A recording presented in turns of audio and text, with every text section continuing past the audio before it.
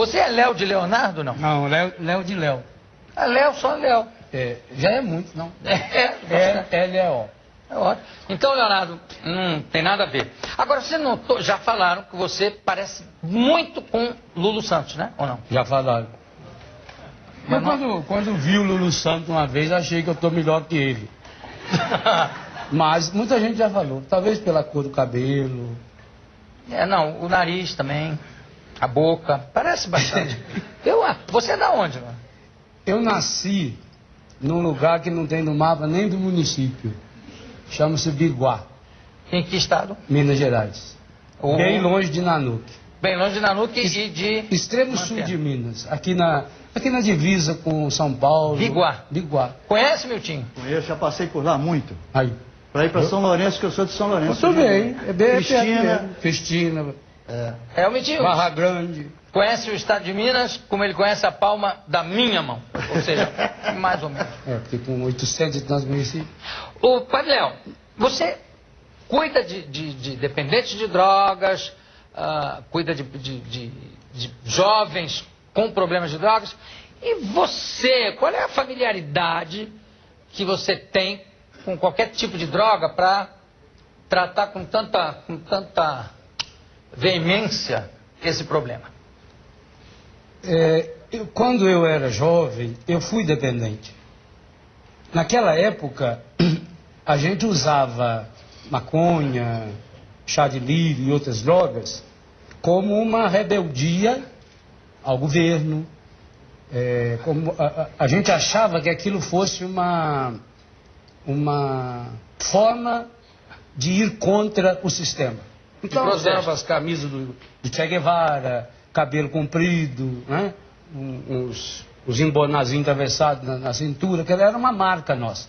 Então eu fui usuário. E muito fumo? Muito. A gente fumava. Maconha naquela época a gente fumava demais. Até porque era uma droga, falando do ponto de vista da droga, da qualidade da droga, uma droga boa. Muito diferente de hoje. Então eu fui usuário. Mas peraí, você querer te interromper e já te interrompendo. Boa em que sentido? Já que você vou dar um exemplo. O Jesus está entre o bom ladrão e o mau ladrão. O bom ladrão, na realidade, como era bom, era o mau ladrão. Exatamente. O mau ladrão, profissionalmente, era o bom ladrão.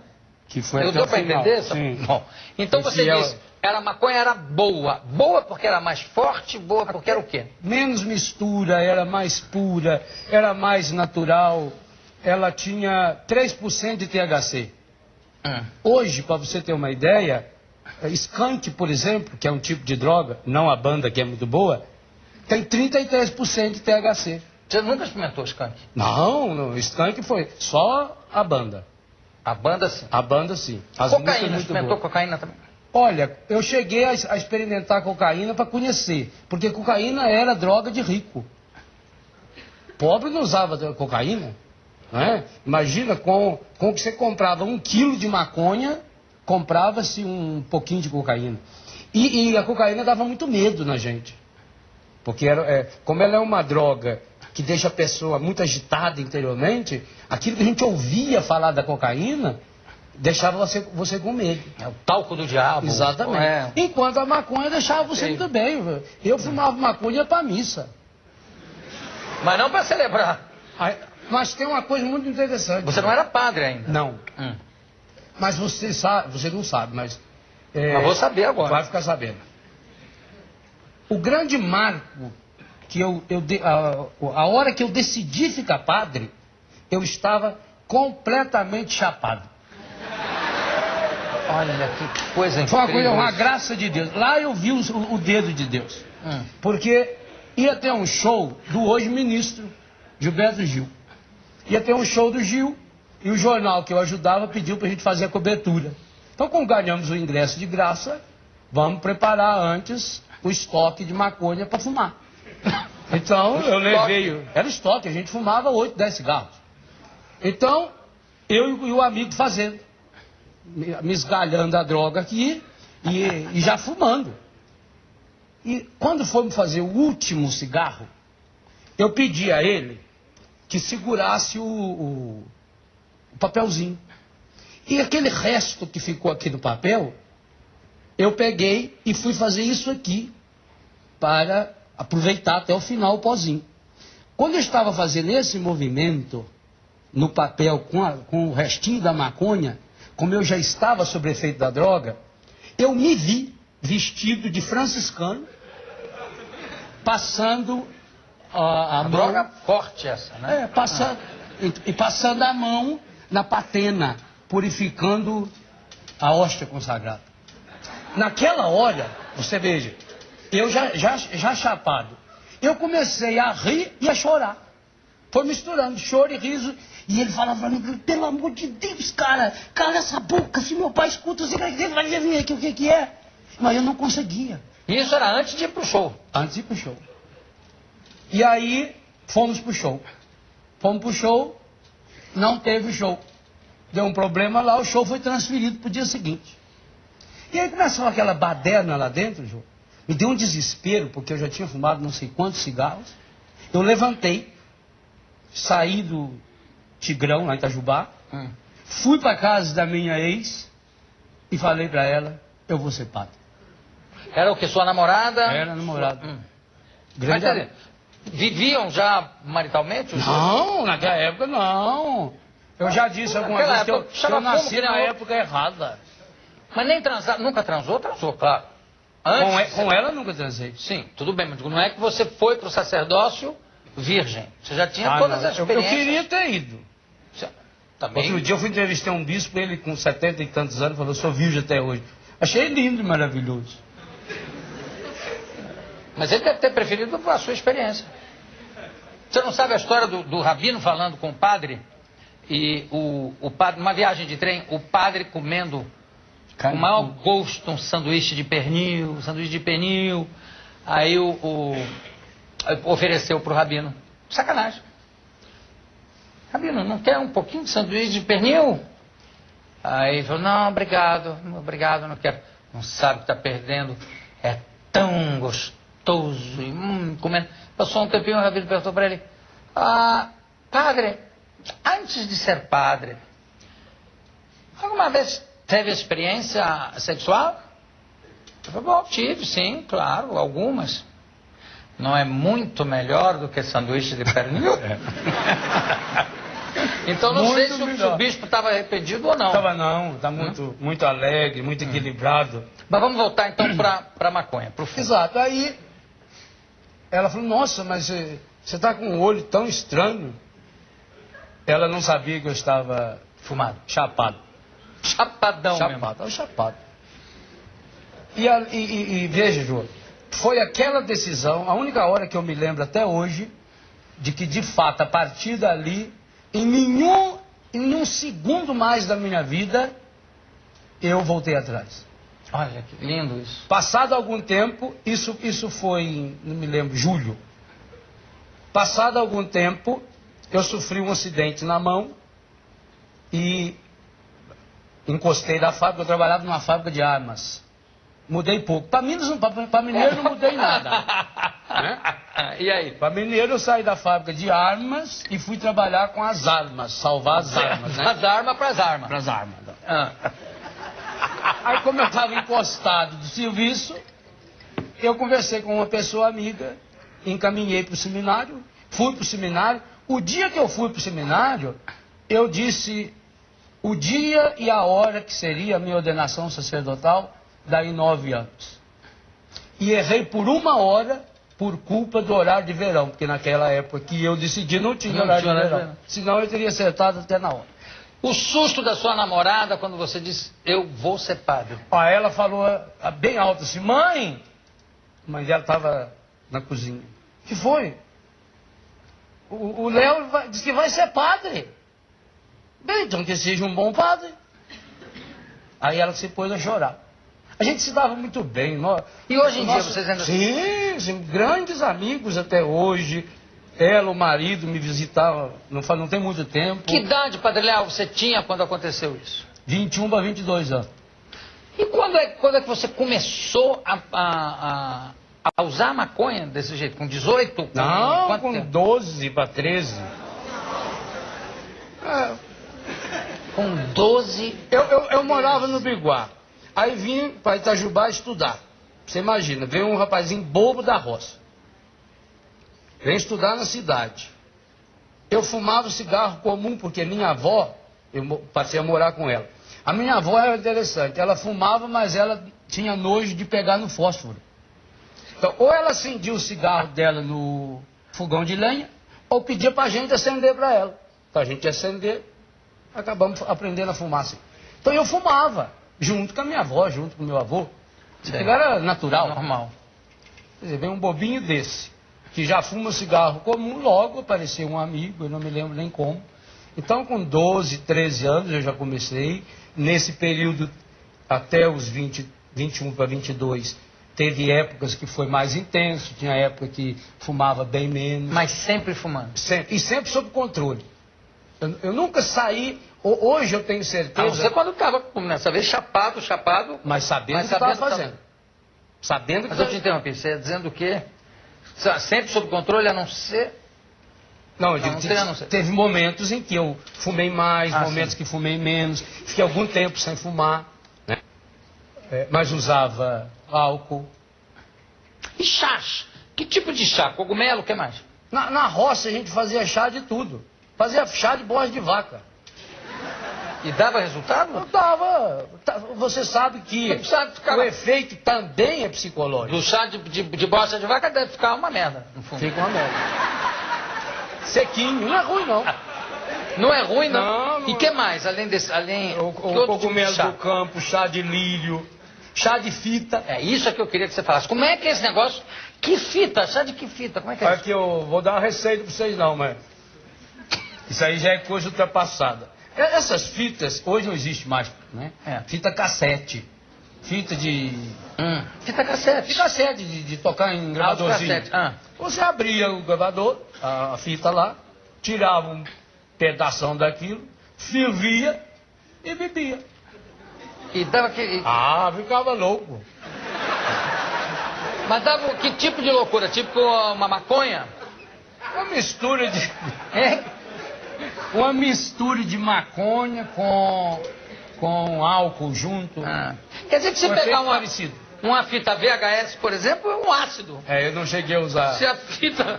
Se a fita de áudio dá... Isso é uma loucura. Mas isso acaba com a saúde, ué. Isso é soda pura. Evidente que acaba com a saúde, isso é um absurdo. Você vê o que eu estou falando? Não, falando, porque hoje em dia não tem mais, essa fita nem existe mais, né, praticamente, e ninguém é louco de fazer isso. Tomara. Chá de fita. Chá de fita. Que coisa de louco. E fica completamente doido. Até, veja, hoje talvez um dependente, se fosse usar isso, o efeito para ele seria muito pequeno. Depende se é uma fita de 120 minutos, se é uma fita de... A quantidade. Porque como ele está acostumado com drogas muito pesadas, e a droga hoje é muito suja. O pior da droga hoje não é nem o efeito da droga, é a sujeira da droga.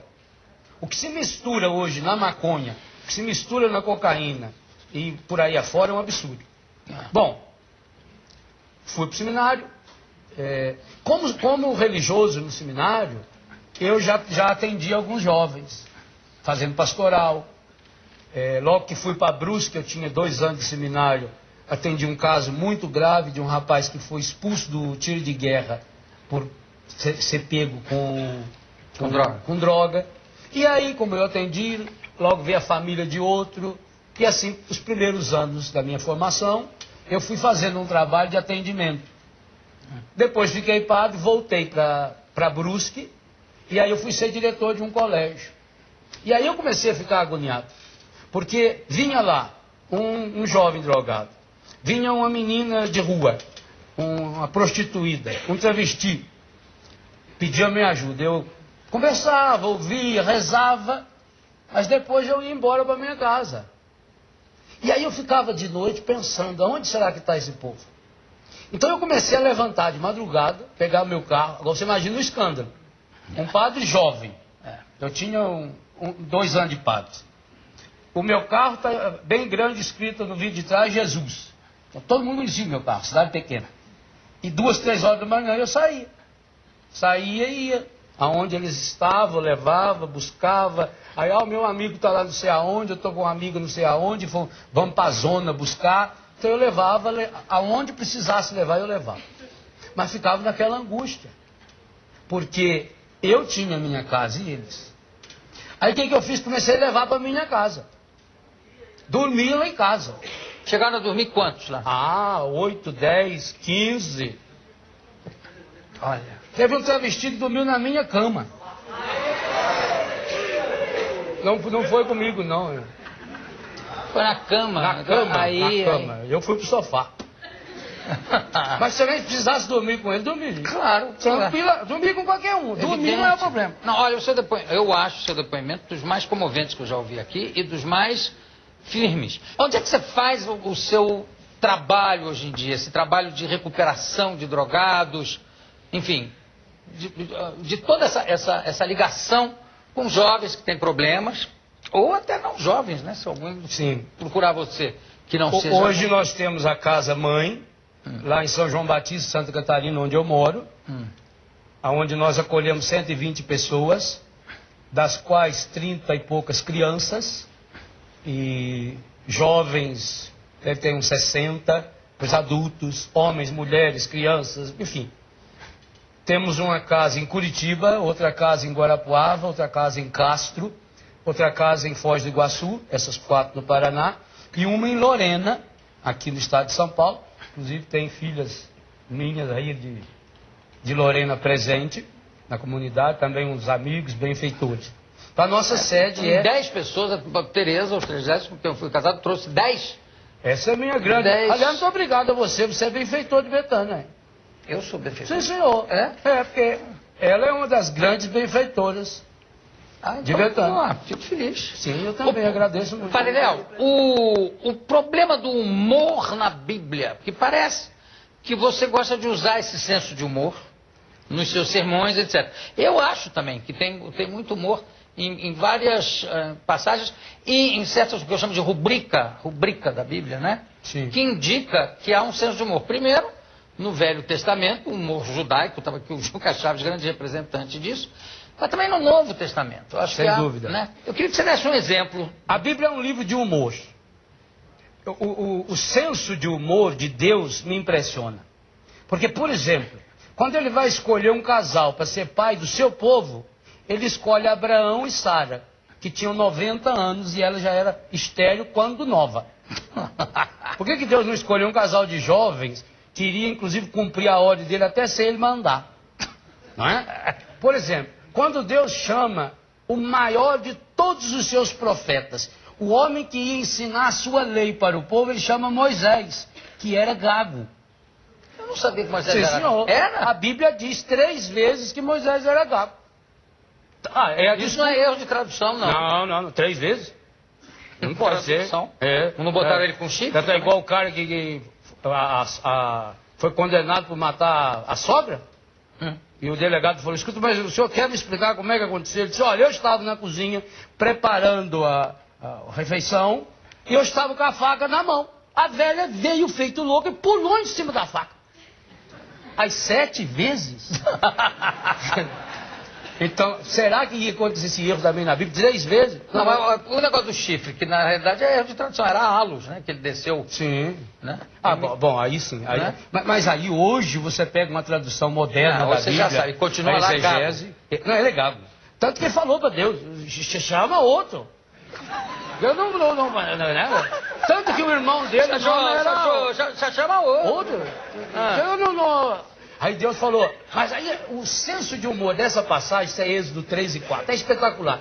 Porque aí Deus fala para ele assim, Moisés, quem foi que fez o mundo falar? Quem foi que fez o cego enxergar? Você Senhor, Então, o seu irmão fala por você. E ele continuou gago. Tanto que o nome do irmão aparece Araão, por causa da gagueira dele.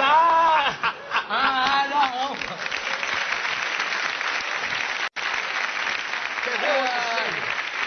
Impressionante. O senso de humor de Deus. Só para completar essa passagem de Moisés, quando você fez Deus falando com Moisés, Deus também deu uma gaguejada.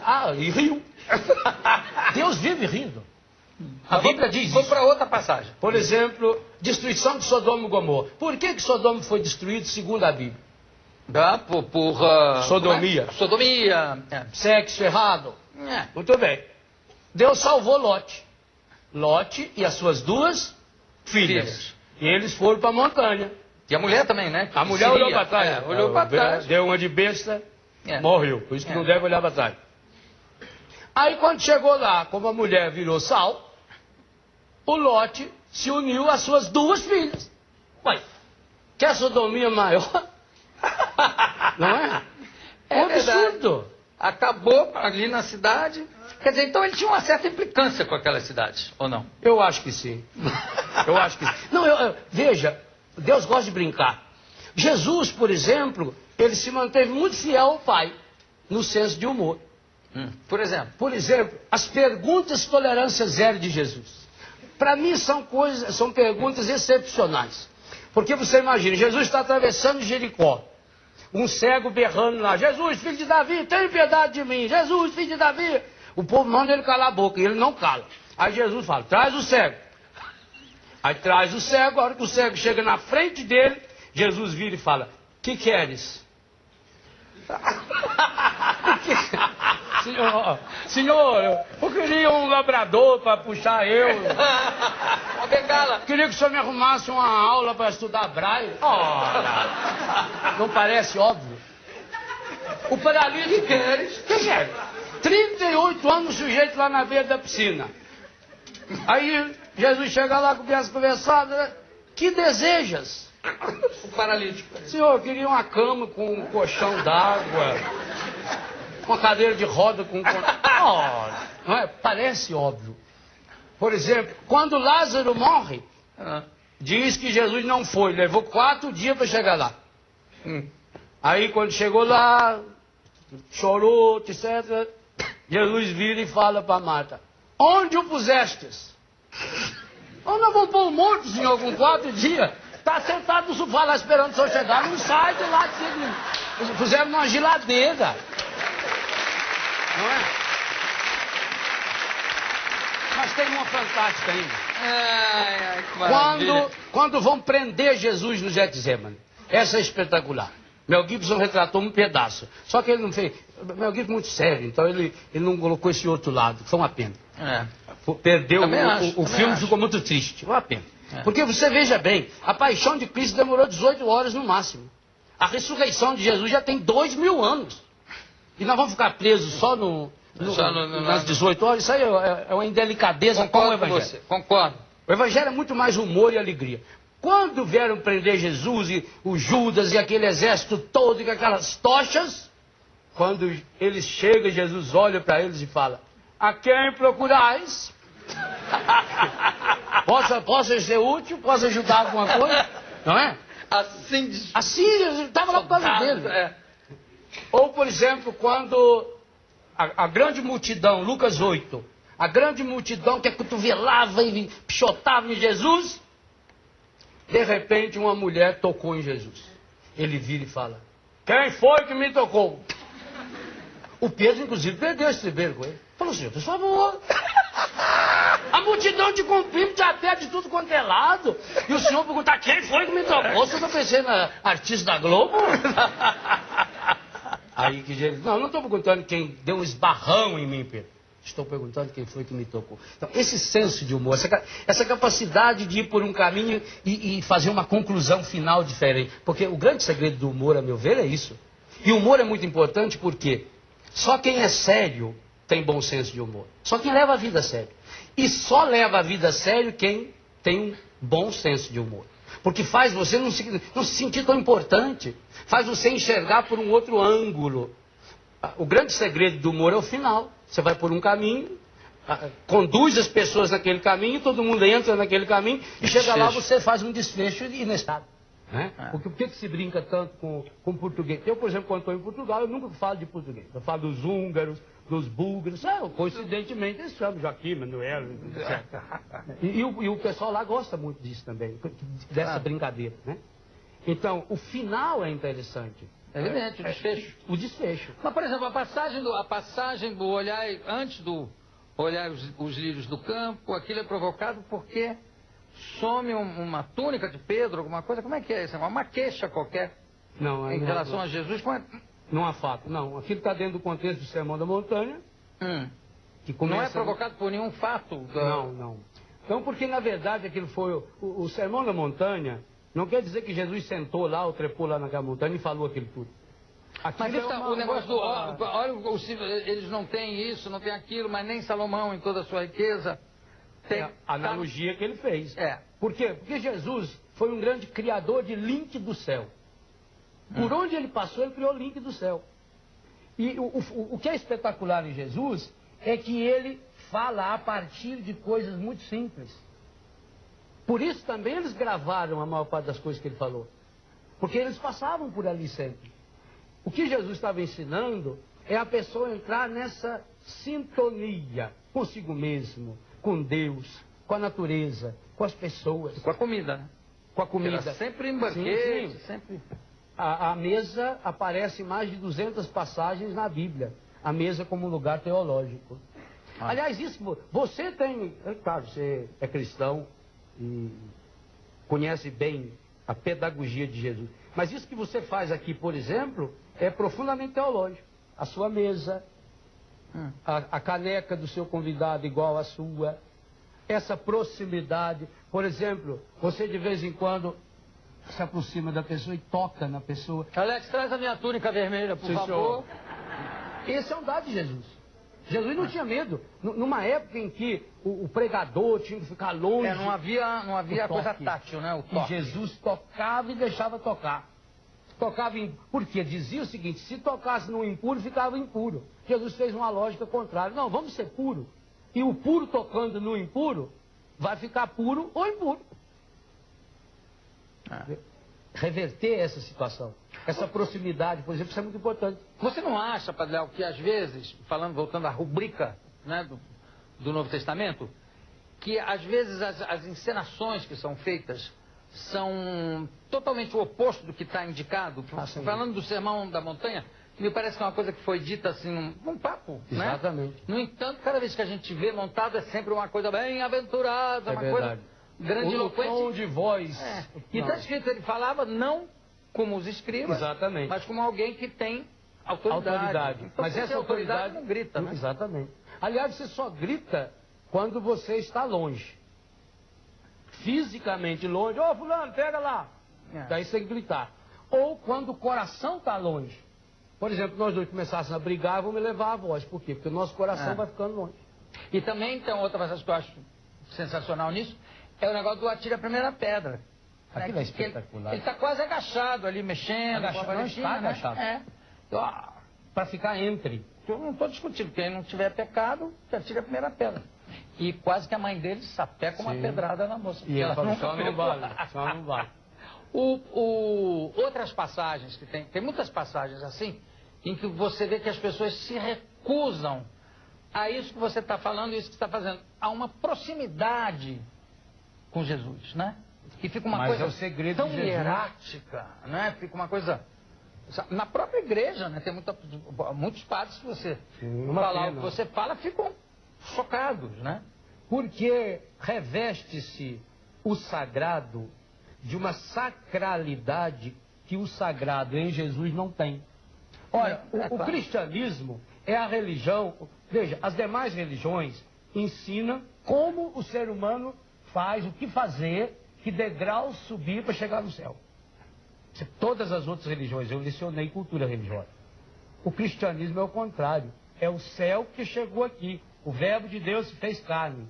Jesus se fez gente, com carne, com osso, chorou, sorriu, comeu, assim, teve fome, dormiu, né? Então é o contrário. É a humanização de Deus. E eu não entendo, porque a igreja acredita nisso. Quando o padre bota um pouquinho de água no vinho, em todas as missas, portanto, dos padres, ele pede para que possamos participar da divindade de vosso Filho, que se dignou a assumir a nossa humanidade. A igreja acredita que nós temos uma natureza divina. E não é um panteísmo, não. Vai muito além do panteísmo. que nós, de fato, por graça desse Deus, Deus não nos criou como adversários. O ser humano é a imagem e semelhança de Deus. O ser humano é parceiro de Deus. Eu vejo, Joa, os meus filhos, que é assim que são tratados os que moram conosco. Eu vejo os meus filhos. Eles chegam em Betânia, quantos deles? Chega aquele rosto deformado, fedendo, sem dente. A droga, o álcool aniquila a pessoa. E aí, quando começa a viver conosco, a gente vai atrás de dentista, para colocar dente na pessoa, uma alimentação correta, um ambiente saudável que nós vivemos. 2, 3 meses depois, há um processo de restauração, o rosto da pessoa é outro. Se nós, eu, por exemplo, que adotei esse menino, essa menina há 4 meses, há 1 ano, ou alguns que já estão há muito mais tempo comigo, se eu fico feliz, imagine então Deus, quando vê uma pessoa se restaurando, sendo gente. É para isso que nós nascemos. Jesus, por que muita gente fica preocupada? O que Jesus fez dos 12 aos 30 anos? Aí ele viveu, que é coisa mais fabulosa que isso. Saboreou. Aliás, eu tenho um livro, eu trouxe aí para você alguns dos meus livros. Um deles é saborear a vida. Traz aqui, Alex. Ensinar. O Padre Léo trouxe. Ok. Olha só. Edição Loyola. Loyola. Edições Loyola. Corações Curados. Aqui. O que quer dizer SCJ? Sagrado Coração de Jesus. Ok. A cura do ressentimento. Ótimo. Esse livro é baseado numa historinha. Qual deles? Esse aqui? Esse aí. Aliás, todos eles têm uma opção de história. Mas esse é uma história que o sujeito que achou a lâmpada do gênio lá, e o gênio mandou ele fazer um pedido, mas ele tinha que... O que ele pedisse para ele, o gênio teria que dar em dobro ao pior inimigo. E aí ele pede para furar um olho dele. Então eu ensino que o que fez, a história é longa. Não, fura que aí fura 2 dele. Eu conheço uma versão da sogra. Aí é pior ainda, fala, me deixa meio morto. Porque tudo que eu der para você, eu tenho que dar para sua sogra. Me deixa meio morto. Meio morto.